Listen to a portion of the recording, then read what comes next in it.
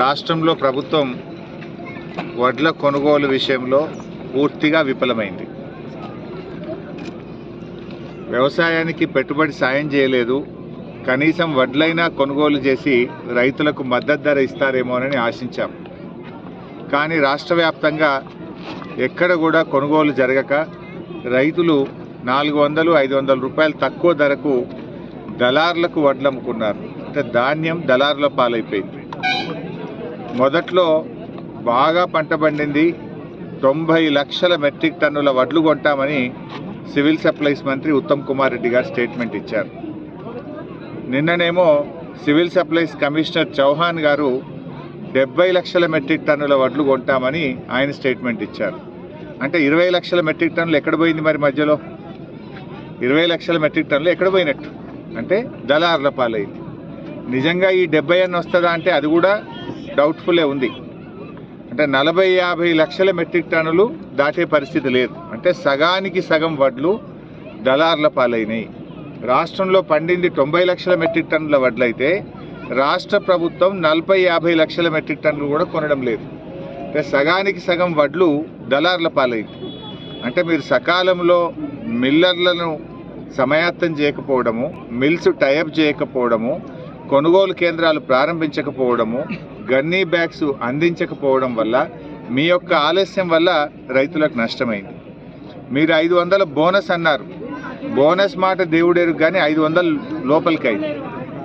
Bonus రావాల్సిన రైతులకు 400-500 తక్కువ ధరకే దళారులకు అమ్ముకునే పరిస్థితి కలిగిందంటే ఇది పూర్తిగా రాష్ట్ర ప్రభుత్వం యొక్క వైఫల్యం. ఇది టోటల్గా గవర్నమెంట్ ఫెయిల్యూర్. ఇవాళ రైతులకు ఏ ఒక్క హామీ నిలబెట్టుకోలేదు. వరంగల్లో రైతు డిక్లరేషన్లో 9 హామీలు ఇచ్చింది ప్రభుత్వం. 9లో ఒక్కటన్నా అమలైందా?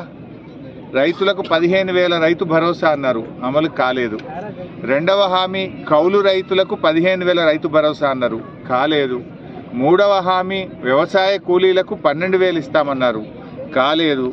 నాలుగవ హామీ రైతు రుణమాఫీ ఏకకాలంలో ఒకేసారి డిసెంబర్ 9వ తేదీ చేస్తామన్నారు, కాలేదు. ఏది వ్యవసాయ పనిముట్లు ఇస్తామన్నారు, జరగలేదు. ఎస్సీలకు అసైన్డ్ భూములకు పట్టాలు ఇస్తామన్నారు. ఈరోజు వరకు ఎస్సీ/ఎస్టీలకు అసైన్డ్ భూములకు పట్టాలు ఇవ్వడం లేదు, కానీ ఎస్సీ/ఎస్టీల భూములు కొల్లగొట్టే ప్రయత్నం చేస్తూ ఉన్నారు. దళిత గిరిజనుల అసైన్డ్ భూములను కంపెనీల పేరు మీద ఈ ప్రభుత్వం మరి ఇవాళ తమ అనుయాయులకు, తమ కుటుంబ సభ్యులకు కట్టబెట్టడం కోసం దళిత గిరిజనుల భూములు కొల్లగొట్టే ప్రయత్నం చేస్తూ ఉన్నారు. ఈ ముఖ్యమంత్రి ఎట్లా తయారైందంటే ఎవరైనా మాట్లాడితే ప్రశ్నించే గొంతు మీద ఆయన దబాయించే ప్రయత్నం చేస్తున్నాడు. ఎవరన్నా కేటీఆర్ గారు అన్యాయాలను ప్రశ్నిస్తే కేటీఆర్ను అరెస్ట్ చేస్తా అని మాట్లాడుతున్నాడు. నువ్వు రుణమాఫీ చేయడంలో ఫెయిల్ అయిపోయినావు, పిల్లలకు అన్నం పెట్టడంలో పురుగులు అన్నం పెడితే పిల్లలు విషాహారం తిని ఆసుపత్రుల పాలవుతున్నారు. నువ్వు ప్రభుత్వంలోకి వచ్చినాక 42 మంది పిల్లలు చనిపోయారని చెప్పి నీ ప్రభుత్వ తప్పిదాలను ఎత్తి చూపితే బ్లాక్మెయిల్ రాజకీయాలకు రేవంత్ రెడ్డి పాల్పడతా ఉన్నాడు. నన్ను పట్టుకొని రంగనాయక సాగర్ దగ్గర ఇరిగేషన్ భూములు నువ్వు తీసుకున్నావని చెప్పి మాట్లాడినాడు. అటువంటి అలవాట్లు నీకుంటాయి. పచ్చకళ్ళ అద్దాలు పెట్టుకుంటే లోకమంతా పచ్చగా కనబడుతుంది అన్నట్టు కబ్జాల చరిత్ర నీది, కబ్జాలు చేసే ఆలోచన నీది. నేను రైతుల దగ్గర భూమి తీసుకున్న రైతులు వాళ్ళ పట్టా పాస్ పుస్తకాలు వాళ్ళ దగ్గర తీసుకొని మేము ధరణి ద్వారా రిజిస్ట్రేషన్ ఆఫీస్కు వెళ్ళి పట్టా భూమిని రైతుల దగ్గర 13 ఎకరాలు కొనుక్కోవడం జరిగింది.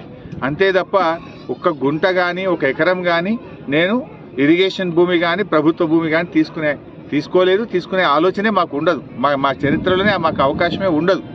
ఈరోజు నేను రైతులు ఏ భూమి అయితే అమ్మారో, రైతులు ఏ మోకా అయితే చూపించారో దాని ప్రకారంగా నేను కబ్జాలో ఉన్న ఒక్క గుంట కూడా నేను ఎక్కువలేను. రా, నువ్వే రా, ఐ వెల్కమ్ యూ.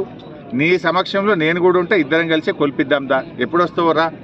కానీ నువ్వు ఏదో విధంగా బ్లాక్మెయిల్ చేస్తే ప్రశ్నించడం ఆగుతుంది అనుకుంటున్నావు. నువ్వు ఎన్ని రకాల బ్లాక్మెయిల్ చేసినా ప్రశ్నించడం ఆపము. ప్రజల పక్షాన, బీఆర్ఎస్ పార్టీ పక్షాన నిన్ను, నీ ప్రభుత్వాన్ని ప్రశ్నిస్తూనే ఉంటాం. రైతులకు ఎక్కడ అన్యాయం జరిగినా, ప్రజలకు ఎక్కడ అన్యాయం జరిగినా 6 గ్యారెంటీలు అమలు జరిగేదాకా రేవంత్ రెడ్డిని, కాంగ్రెస్ ప్రభుత్వాన్ని ప్రశ్నించడమే మా బాధ్యత. ప్రజలు మాకు ఇచ్చిన బాధ్యతనే ప్రతిపక్షంగా మా హక్కులు కాపాడండి, వీళ్ళు ఇచ్చిన హామీలు అమలయ్యేలా చూడండి అనే ప్రజలు ప్రతిపక్షంలో మాకు బాధ్యత ఇచ్చారు. తప్పకుండా కేసీఆర్ గారి నాయకత్వంలో మిమ్మల్ని ప్రశ్నిస్తూనే ఉంటాం.